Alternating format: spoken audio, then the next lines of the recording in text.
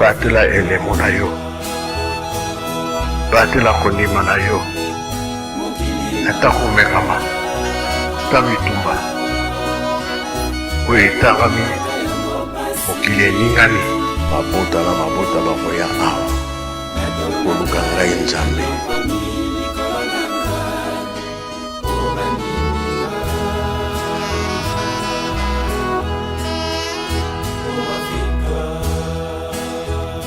Et voilà, c'est parti sur Africa Kimbangu Télévision, votre chaîne d'évangélisation de la culture africaine. Africa Kimbangu Télévision, vision d'Afrique, vision du monde entier.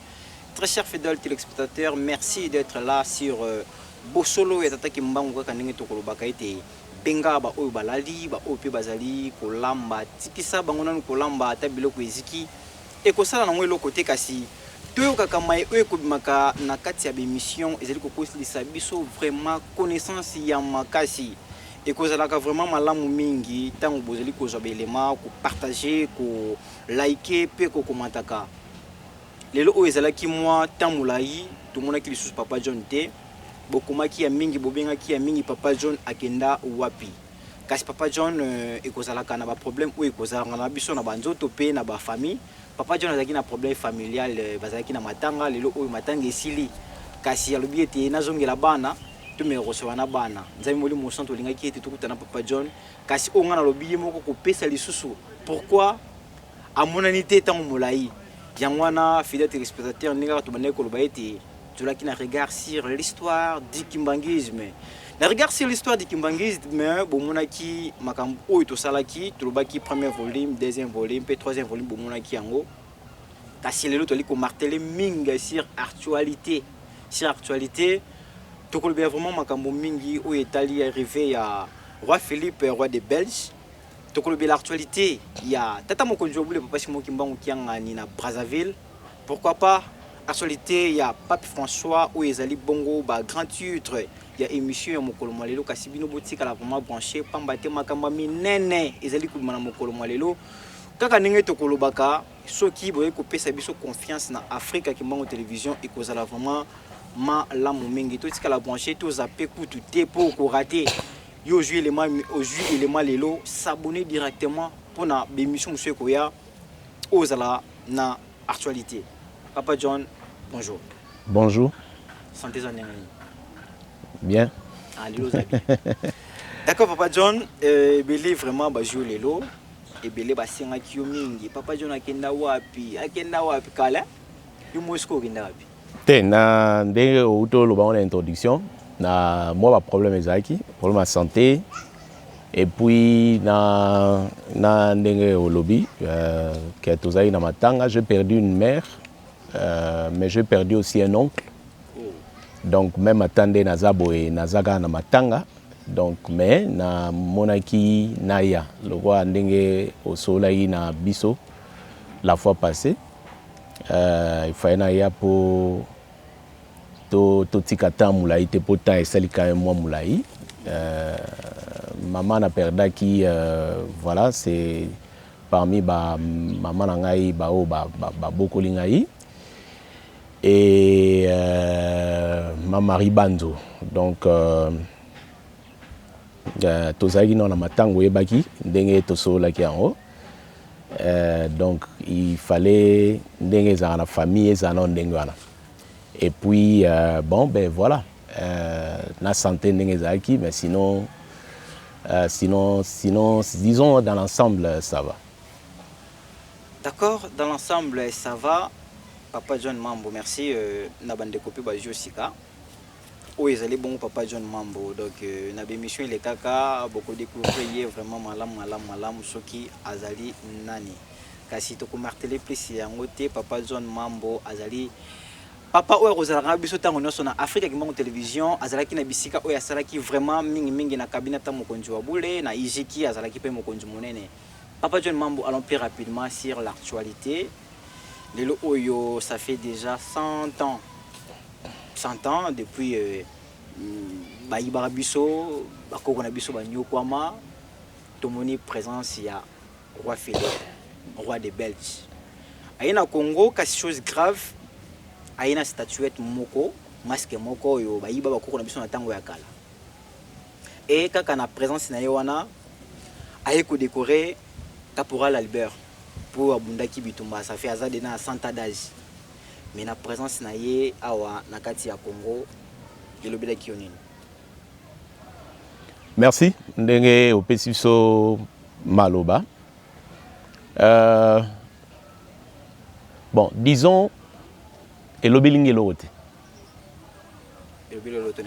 Elobelingi eloko te na sens que eza na impact te pa na ngai et pas na ngai personnellement tant que mutu. Mais je pense que ceux qui ba congolais ba yebaki place touti na place tozo kende balingé ba mona pe que ça a un impact. C'est vrai que sur le plan politique et oui ça a un impact tantôt d'une manière tantôt d'une autre parce que na landaki discours ya président bien que nangai na bomoto o yanga moto na monaki que discours ango est bon. On dirait que le président était en train de rendre compte. Vous comprenez un peu? C'est-à-dire, non, c'est-à-dire le président est revenu sur les grandes avancées. Ombo Galabiso est enregistré. Donc, a été allé en discours en présence, il y a Roi Philippe. Bon, voilà. Peut-être sur le plan politique, ils ont un impact. Bon, surtout dans le cadre, il y a qu'à raffermir les relations entre la Belgique et puis Mboka Nabiso.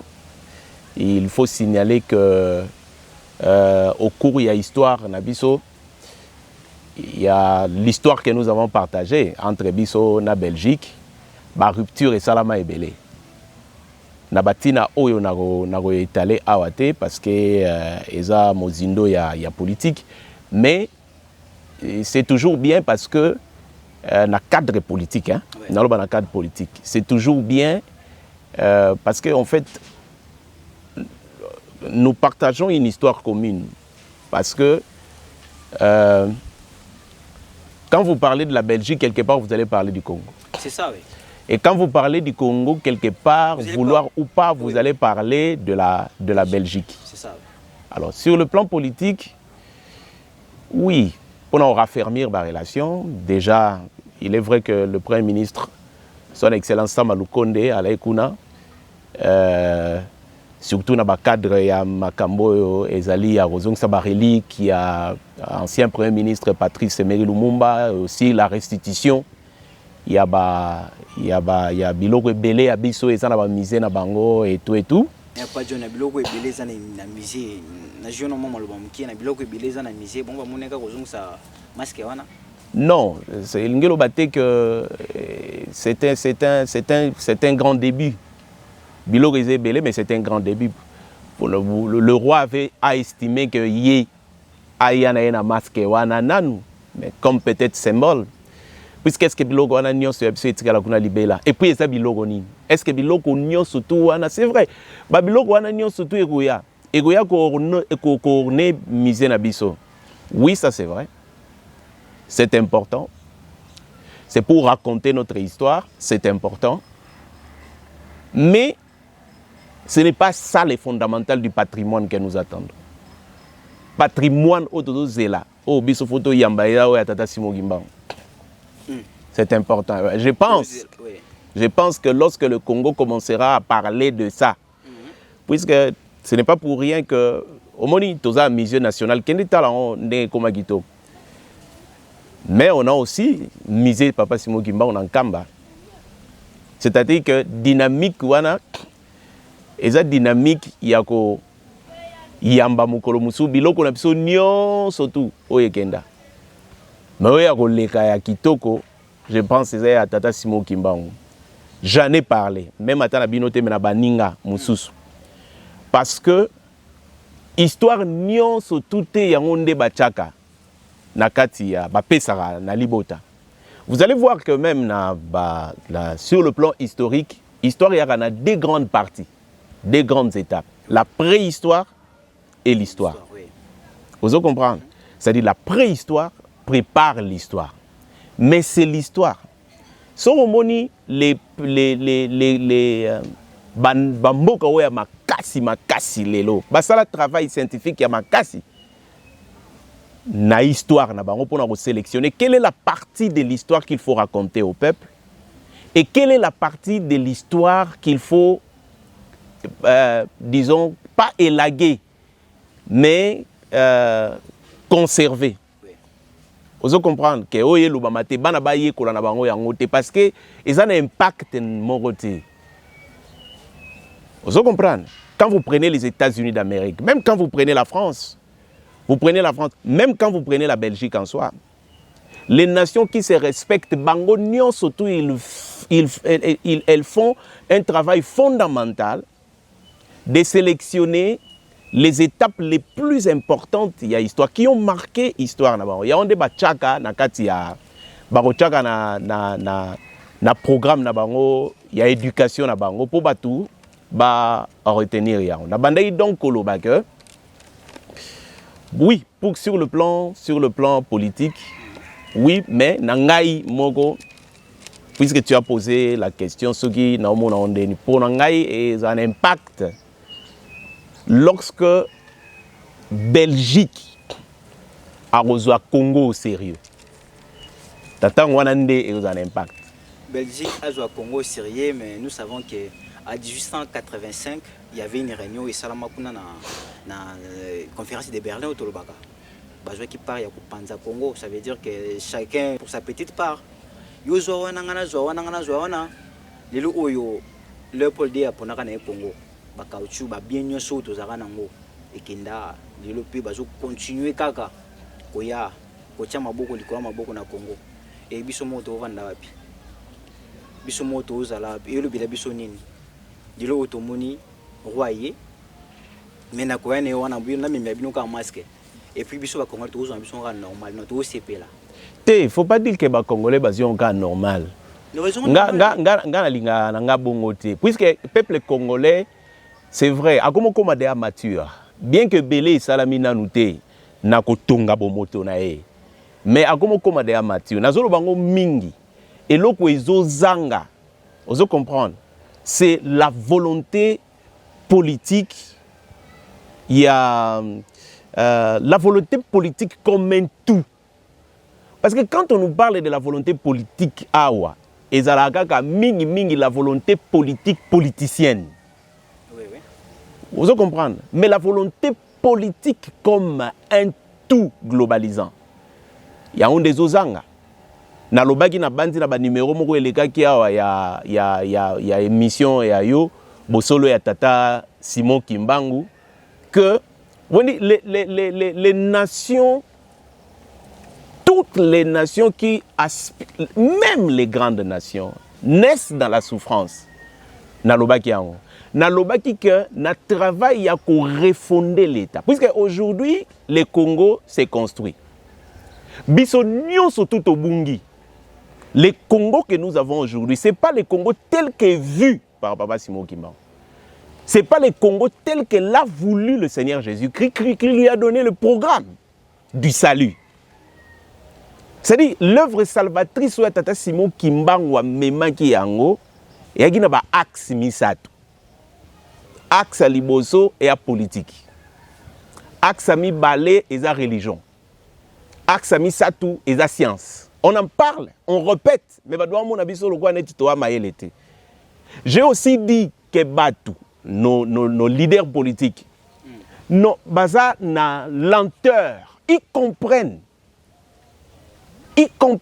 mais bah na lenteur il y a qu'à s'approprier le message à Tata Simon Kimbangu. Vous comprenez?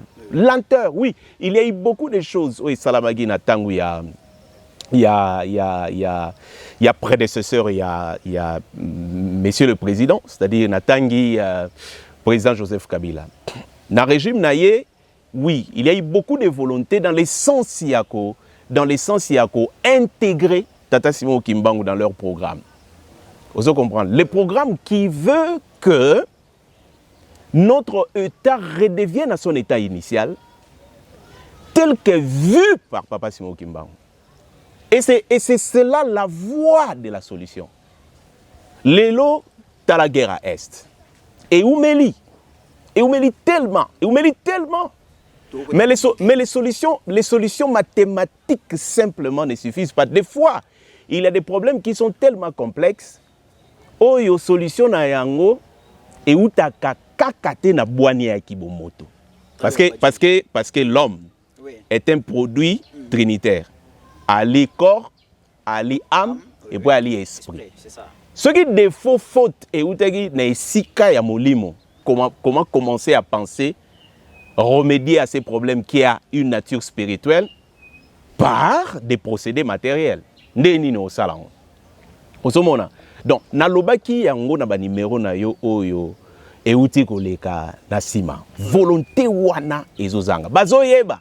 Mais volonté wana ezozanga makasi, ezozanga makasi. Ezopesa biso des fois pas, ezopesa biso des fois pas. Na ebité soki na kimi mwa muke na esika oyo olobaki olobi likambo puisque ngana oloba likambo que non, il faut pas toujours pointer du doigt na peuple congolais.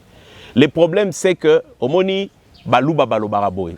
Mukalenga wa bantu wa mukalenga. Elingi goloba nkangu. Ezalaka nkangu sur mokonzi ali. Mokonzi pe goloba te ngana ali mokonzi batu balite. Donc il y a des choses que le peuple en soi ne peut pas faire.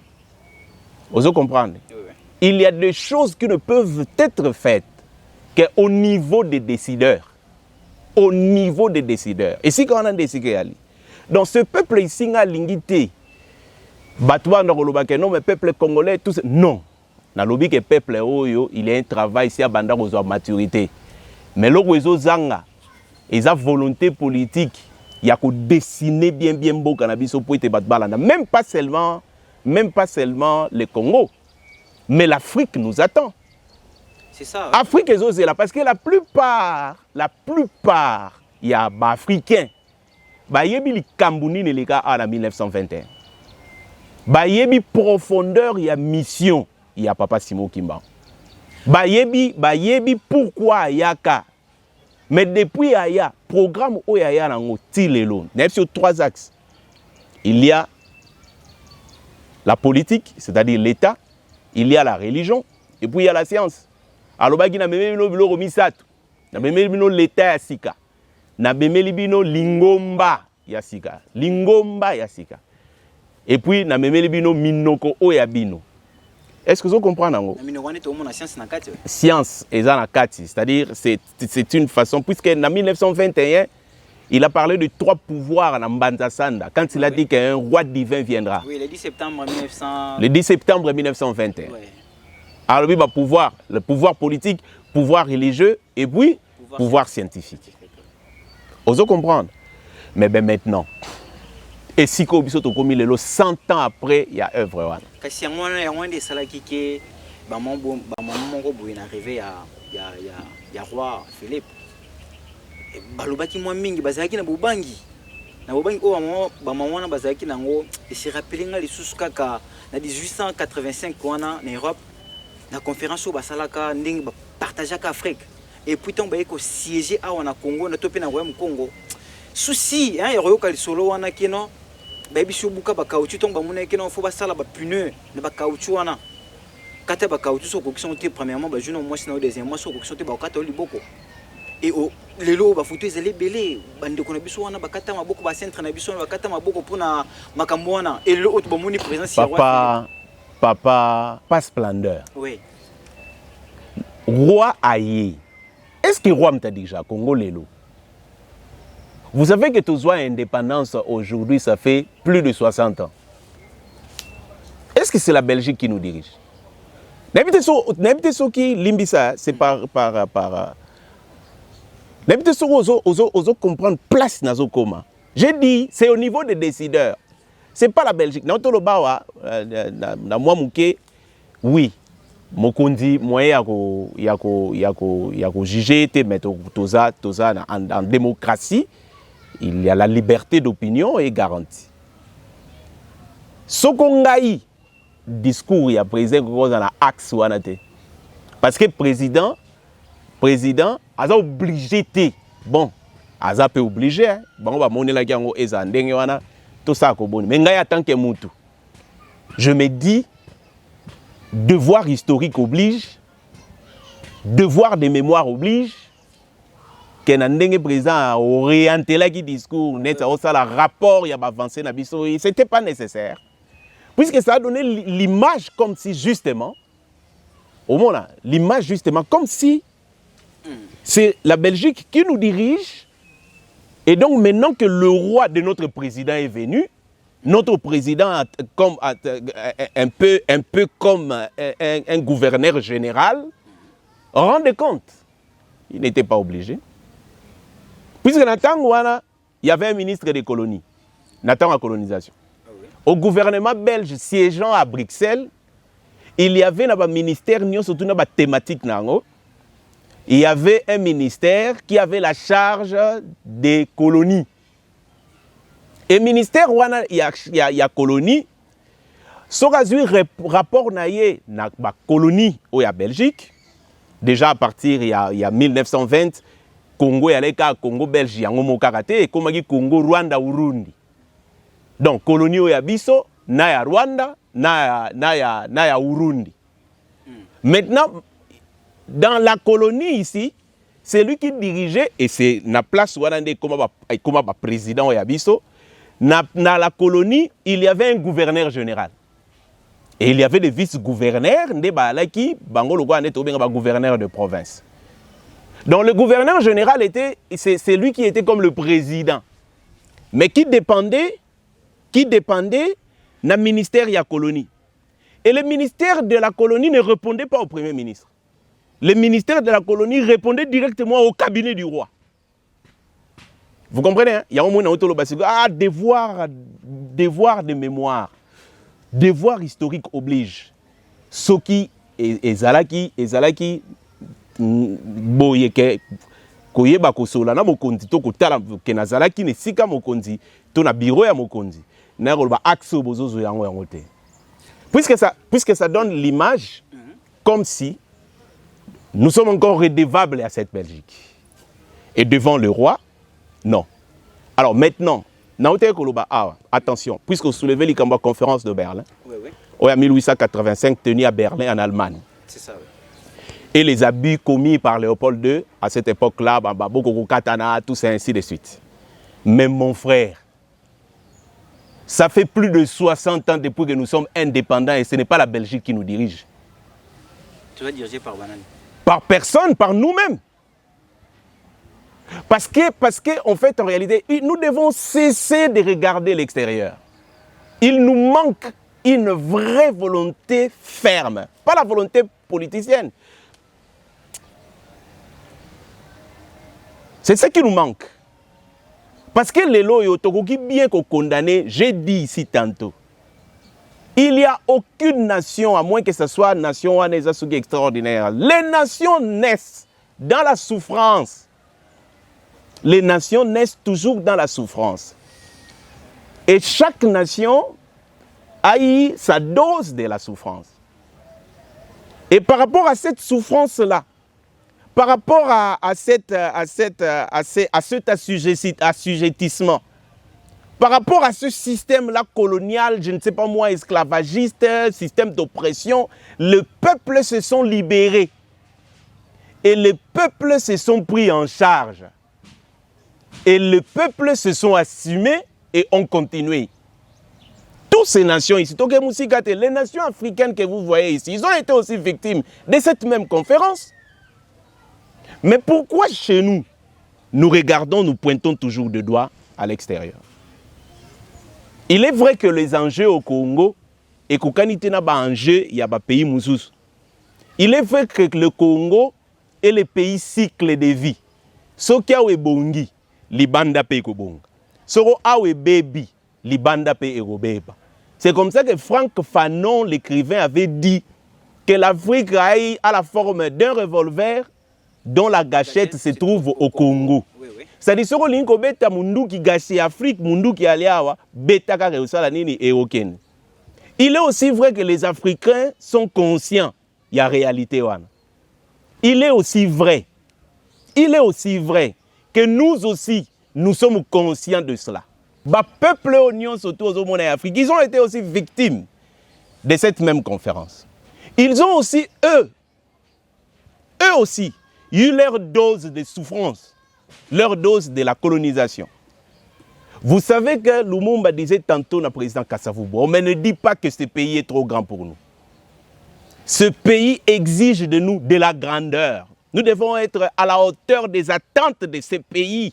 Ces pays nous demandent plus.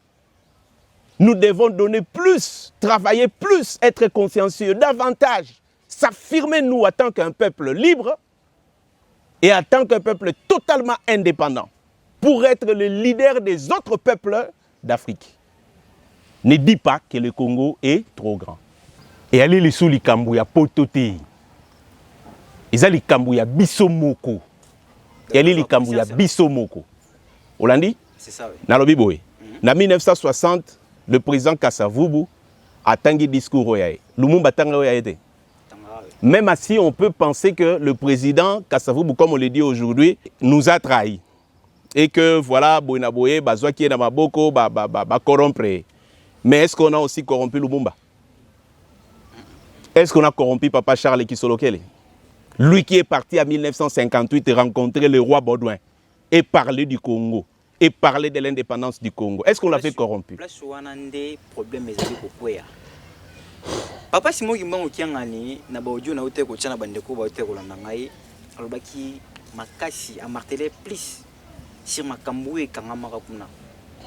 Ebele ya bato na ebité soki eza kozanga mayele, conscience et nezozanga biso to ndenge na ebité.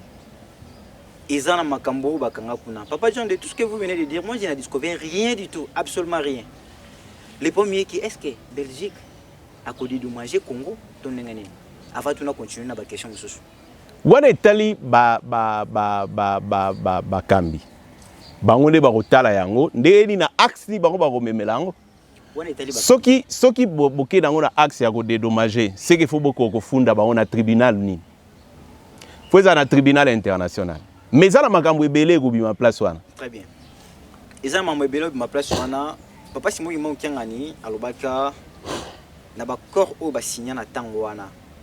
Mikanda wana izali ekinda wapi apesa devoir na gouvernement bakende baluka mikanda wana soki ezati soki ba munité ba epai na yaloba kiango ba audio izali na tshaba audio wana bandeko ba utsola ndango alobango mibomba ti alobi na tango wana mikanda izali mikanda wana ekenda wapi papa Kisoloki na zalaka kuna kendaka kuna pourquoi papa Kisoloki na no beta tour kuna ezala mikanda ba signaka elo mikanda wana ekenda wapi.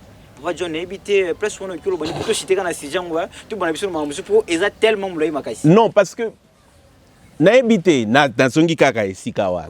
Puisque ce qui papa aloba ki ke botala na ba tiroir na bino. Je connais le message pour si na landango. Si na mona même vidéo na. Botala na ba tiroir na bino même ataba obaza na poto oba mona ngo ba elanga yango. Pourquoi? Parce qu'il ne faut pas que l'église kimbangiste papa présente un document. Oso comprendre. Oyo ekoki kozala authentifié te. Authentification ezala ngana na nzoka yo poza inango puisque soko to signé ba accord. Mutu moko moko azwa copie. Oui. Oya ngai yango ya yo eke wapi. C'est ça qu'il avait dit. Alobaki yango. Donc ya yo pe. Bien puisque papa n'est pas un acteur politique. Papa est un acteur religieux. Mais azolanda programme ya batata na depuis 1921 o ezali anini ya kobikisa loposo mwindu voilà pe mokili mobimba pona motu mwindu abika les accords ont été signés c'est vrai les accords ont été signés papa Simon Kimbangu Albert Ier 1908 papa Simon Kimbangu Léopold III 1940. Mais les accords ont été signés dans le cadre de la Bakoko. Papa Charles Kisolokele avec les Kasavubu à l'organisation de l'exposition internationale de Bruxelles. Tangwa Komikuna, il a rencontré aussi le roi. Parce que selon ma recommandation, Papa Simon Kimbangu a Pesarae. Et Papa Charles Bongama, Pambate, na ozo kende na Belgique. Mais avant kende kuna, oko leke pa ya maman na ko pesa o mikanda talo ko sala bo. Et quand il est arrivé là-bas, na 1958 puisque test moko ezaki organisé dans le cadre de la préparation il y a relève il y a batambolisa puisque la Belgique effectivement s'est préparée. Il y a beaucoup de choses à dire là-dessus. Le gars na moins indépendance, oui. On va en parler certainement. Oui, mais on va en parler peut-être dans l'émission moko il y a indépendance sur ce qui s'est passé. D'accord. Au monde. Mais papa est parti. Il a rencontré le roi Baudouin. Basolo la na roi Baudouin. Ayebisa ye tata atindi ngai. Mikanda yango ya sinyaka na koko na yo. Alobi pesa indépendance na Congo. Alobi boy. Soko okopesa lipanda na Congo malam. Soki okopesa lipanda na Congo te bino mbale bokobunda. Oyo akolonga muninga ako annexer mboka ya muninga na kati ya mboka na. Parce que à partir ya l'année 56 la Belgique avait un projet, un mauvais projet d'annexer le Congo. D'ailleurs, dans le journal L'Avenir colonial, L'Avenir colonial, Progrès colonial, il y avait un journal, des journaux comme ça, à cette époque-là, maintenant à Léopoldville, les journaux commençaient déjà à en parler. On parlait du Congo belge comme 10e province de la Belgique. Ok. Est-ce que vous comprenez? Parce qu'en fait, Belgique a bandaki ko kanisa, ko simba Congo libela na libela. C'est-à-dire il y a eu aussi dans le cadre il y a l'acte général de Berlin, makambo ba signa kuna oyo ba octroya exploitation ya octroya na Léopold II exploitation ya Congo pendant 99 ans ou 100 ans. Je pense si j'ai bonne mémoire. Ozomona. Donc maintenant, puisque les Belges sont sûrs que le quoi biso ba universitaire ba alité, batu ba alina nous tena mayele à comprendre la chose publique, la res publique a eli eloko nini, la gestion politique a eli eloko nini, et que biso to aller surtout que ba ki penza pe sûr que si ba maîtriser biso nani akoko senga lipanda a. D'ailleurs, oya telemaka pona ko luka likambo ya lipanda na tangwana papa Simon Kimbangu Ali soupé na bomo répété bana na eba sala kana biso na administration coloniale baza sûr que si ba fassa bango mémoire ba lava bango mémoire. Donc le Belge n'était pas inquiété jusqu'à ce que poum il y a eu cet imprévu à Bruxelles. Alobi soki oko signé ok soko pesa o plutôt soko ko accorder ok soko ko accorder te tata alobi bino mbale bokobunda oya kolonga muninga nde ako annexer mboka muninga.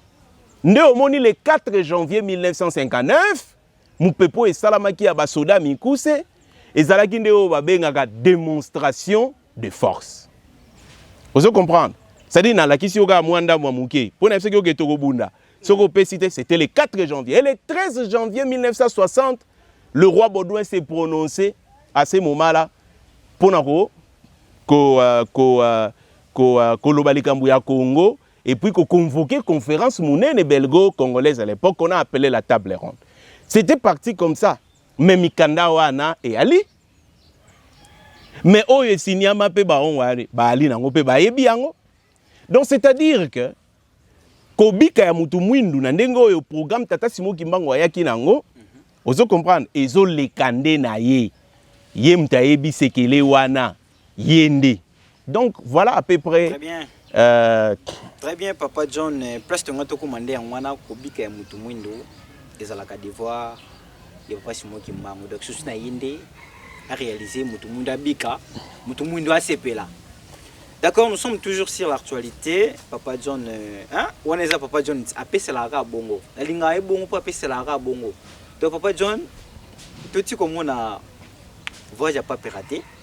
Pape François, voyage n'est raté. Kasi, la voyage n'est raté, ils ont signé vraiment ma canisse ici, le 2 mai 1980, tout le monde a Pape Jean-Paul II. Pape Jean-Paul II, ayaka, beaucoup de gens papa d'Yangenda. Kasi ça a mambasola, vraiment trop. Et le automoni voyage à Pape François, raté au Congo. C'est sa toute première fois na ye, oyo, alingaki achama kolonaye awa. Na Congo, hein, dans la République démocratique du Congo, na obaza musika. Mais on a évité, voyage n'est raté, raté encore en 2022. Pourquoi? En 2022, pourquoi on a évité pendant tout ce temps on a zalaka, la santé n'est bien. Ngapela ebite puisque sikoyo non conséquenté. Donc c'est-à-dire que nous tourner le mutuna voyage n'est raté. Bah oui pour l'état de santé. Bon, point à celui qui a tango. C'est 2022. Ebite na utoloba awa tanto loba makambo ya mokonzi ya roi que nangai mutu ça n'a pas d'impact. Pourquoi? Parce que programme nyon sur tata Simon Kimbangu programme nae programme esili. O tolito banda komona et ali sikoyo nde baloba kimona meso. Tolito banda mona programme tata Kimbangu esili non ndenge nini. Esili non ndenge ni bandeko ba socialité. Programme tata Kimbangu esili. O tolito no mona kimona meso. Programme tata Kimbangu esili na nini esili na ndenge nini bon tu éviter. Non, programme Tata Simon Kimbangu sur lobby et Sili na sens nini. Ouais. Na sens nini. Très bien. Na sens il y a mission oyo kolo yeso apesa qui est en tant que continuateur de l'œuvre du Christ. Vous pouvez comprendre. Puisque Tata Simon Kimbangu est multidimensionnel. Tata Simon Kimbangu yé kaka. Ali Tata Simon Kimbangu bamsuba bengi prophète, c'est lui l'esprit de la prophétie. Yé kaka Tata Simon Kimbangu Ali, le Dieu, le Saint-Esprit, qui engendre la Sainte Trinité. Yekaka, Tata Simon Kimbangu, il est le patriarche du Congo, même si tout ça affirme en Otelelo, c'est lui notre géniteur. Yemtaboti Congo, Yenda Ebiango, je dis ça.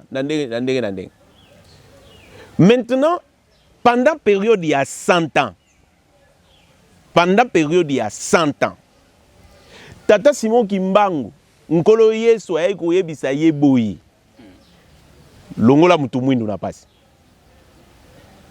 Pesa mboka ya elaka. Tonga lingomba ya sika. Yingelisa luya ya sika. Tonga lingomba ya sika moko na mukili mobimba. Po bat babika. Po mabota nyonso tu bakoya kozwa epa na yo. Bakoya kobikela epa na yo. Bakoya kopambwama epa na yo. Est-ce que Zolanda?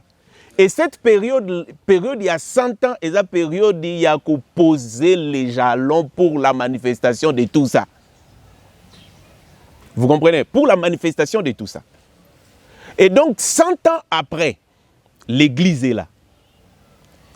100 ans après, l'État est là. Mais seulement dengue ou yango, il fallait y aller. Parce que l'État te perdait en 1960. Tu perdais en nini? Pourquoi te perdant et ça qui n'ont ni les canaki pour te perdant? Parce que l'État colonial et un partenaire naïe, l'église coloniale qu'on appelle l'église catholique aujourd'hui. Enfin, l'église catholique à cette époque-là. Tant que comme en 1960, il était question que dans le cadre, il y a pensée, il y a patriotisme. Que l'église kimbanguiste devienne le partenaire privilégié de la jeune nation montante, le Congo. Comme église d'État. Comme église d'État. Oui, bien. Vous comprenez? À partir il y a Tangouana. Le président Kassavou Watosara nae yangote. Schéma nyonso tout au Tata Simon Kimbangu alagi na yango pona kimunene ya mboka o. Pona ko sikola mutu mwindu. Schéma na nyonso tout et continue na ba phase mususu.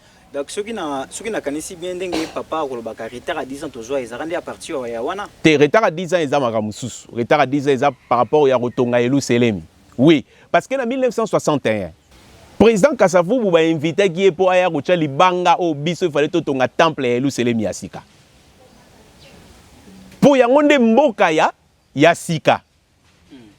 Ozomona mboka o yasika yango yangonde mtozala centre du monde.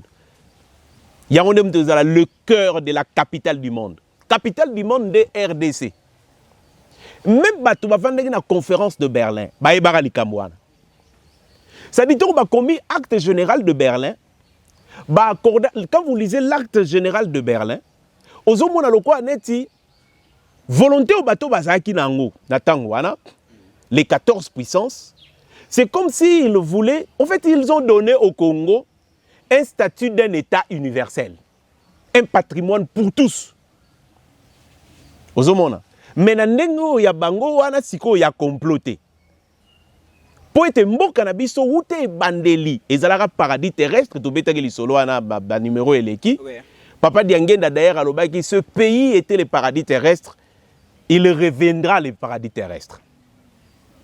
Ozomona. Donc Congo capitale du monde, Nkamba cœur ya capitale du monde yango. Et bon ce que le président a y été atindaka gouverneur ya ba Congo tangwana ya Congo central lelo monsieur Mwanda Vital. Et comme bazaki na ba difficulté à comprendre ba papa na tangwana ke ba kolisaki ba conflit ko ina papa makambo belé Mwanda Vital quand il revient à commune na Mbanza Ngungu a sali discours na cadre ya Bako attaquant papa Mfumwalongo qui était en gamme. Alors que l'escalier Oyankamba batongaki yango à l'honneur du président qui devrait venir n'est pas venu. Ndako résidence auto bengaka résidence Papa Diangenda o etala mausolée. Tangwana batongaki yango pour recevoir le président, il n'est pas venu, il a envoyé Mwanda Vital.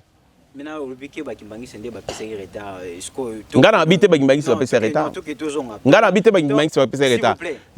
Pardon mais Simba s'il vous plaît pas John. Toke malé mais po na linga ke luko moko sapenga te na bande ko bandi ba message na boso attaquer. Te po lobili kambo retard à 10 ans. Côté wana ndé yango na zone maniola. Il kambo retard à 10 ans. Il kambo retard à 10 ans. Tout cela bref.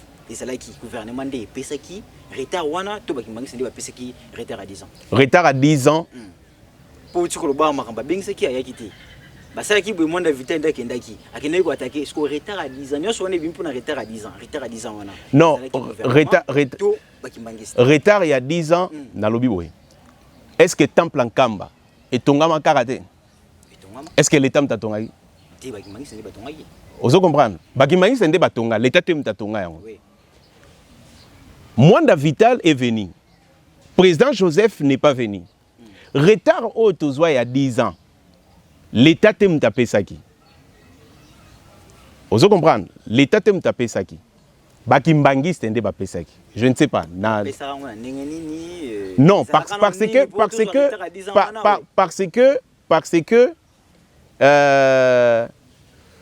il y a beaucoup de paramètres. Mais dans un bref. Très bien. Et ça na batu babande ko loba boye. Batu ba loba que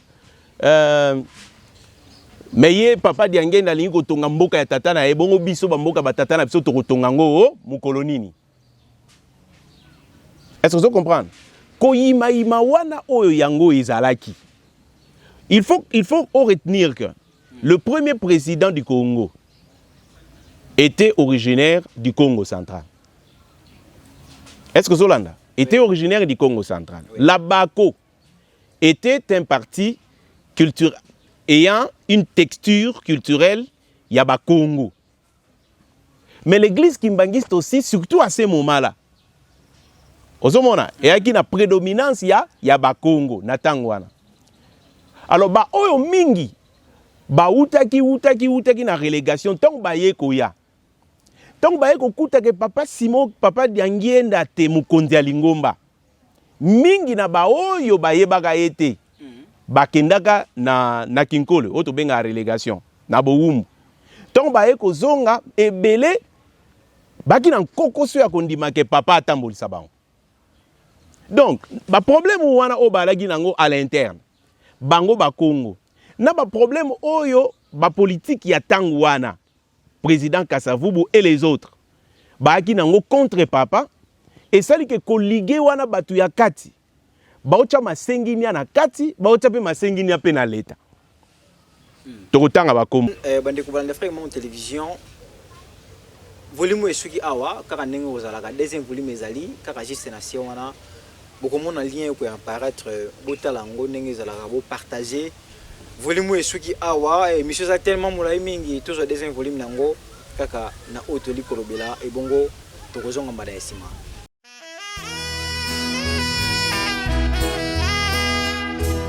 batela elemo na yo